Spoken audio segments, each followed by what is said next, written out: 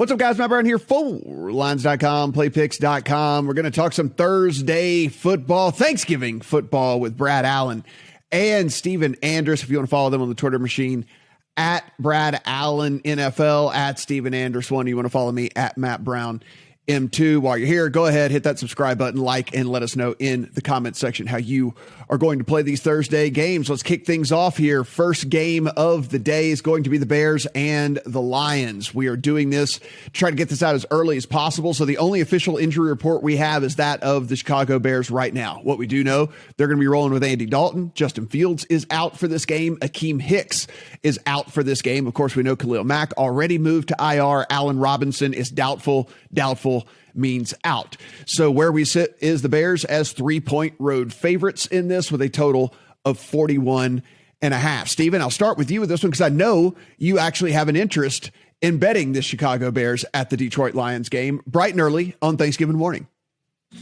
I have had an interest in backing Dan the Man Campbell throughout this season when the spots have been appropriate, and I think this is yet another one. As I drink my glass of bourbon on Thanksgiving week, nothing more manly than that, to salute Dan the Man Campbell, because I think they not only cover this spread, I bet it at plus 3.5. This is also one of our lead writer, Eli Hershkovich's best bets this week, but I think they're live to get their first win of the season this week. There are reports that the Bears locker room has quit on Matt Nagy.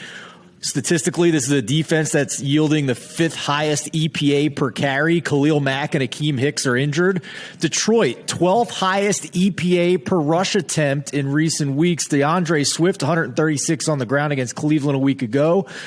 Jared Goff looks like he's going to play this week, presumably under center. He's trending that way. And then on the other side of the ball, Andy Dalton, 6th worst completion percentage over expectation among quarterbacks with at least 75 snaps.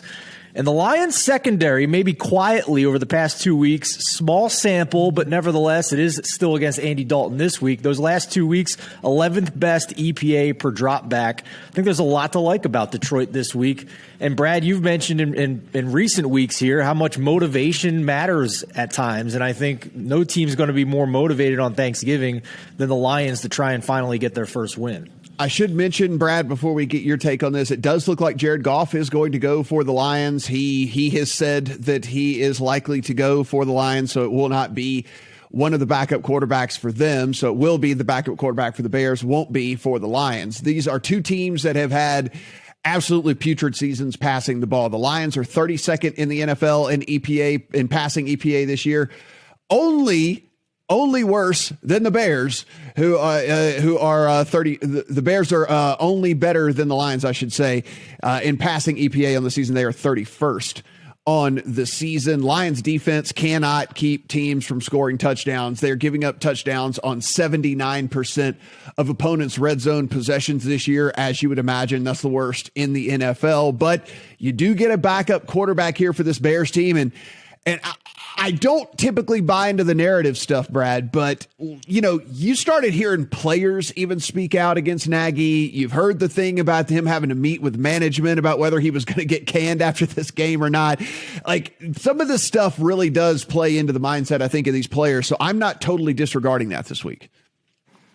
Yeah, I agree with you. I agree with Steven that if there is a spot in the NFL where you've got one team playing their heart out and one team who has quit, is probably this week with the Lions. You imagine the Bears' headspace. They come in, they're 3-7. It's a lost season. The only thing that the season is about is the quarterback. He's not playing. And then obviously the fighting Dan Campbells know this is their last chance to get a win, basically. They're not going to be smaller underdogs for the rest of the year. And then if you look at the number, obviously when these two played in Chicago, I don't know, it's about a month ago now, Chicago went off -3 in that game. So we flipped home field here. Now, even if we're only giving 1 point, we're still getting 2 points of value. For no apparent reason, like Detroit have covered the spread a few times. They are what we thought they were, really. And then obviously we've got Goff indoors with his tiny hands. Like, this is his optimal scenario. That, the last couple of games, they were, in Pittsburgh in the rain, in Cleveland in the rain. Obviously, he didn't play, but I think this is as good as he's going to be. This is as hyped as the Lions are going to be. So yeah, I quite like the Lions +3 as well. Yeah, and honestly, with this depleted with this depleted defense on the Bears side of things as well. I mean, we've seen Jamal Williams kind of take over there and really kind of establish, him being the and DeAndre Swift as well, like getting kind of the really bulk of the carries here. And Steven, I look at this from a perspective where you go, okay, yeah, Swift is likely to have just a massive game here, but I don't know if we're going to get any kind of value on him with some prop stuff. I do wonder when the numbers start to pop up for Williams, if that's something we might want to try and play this week. Well, there's a same game parlay piece coming out on the lines.com Thursday morning for each of the Thanksgiving games. And for this one, what we've identified is potentially taking either, like we talked about, the Lions to cover that 3, or maybe even money line if you want to get a little saucy here, but combine it with DeAndre Swift over 62.5 rushing yards in this game. Yeah. And you're going to get around 2-1 odds on that if you take the spread, and even better than that if you take the money line. I think those are highly correlated situations if it's going to hit. I don't think that the Lions win this game without a strong rushing attack from DeAndre Swift. And you're getting some of these books out there that are giving you risk-free options on those. So I'm not a big proponent of all these crazy social media same-game parlays that you see with like 6 or 7 legs. It's ridiculous. You'll lose money over the long term.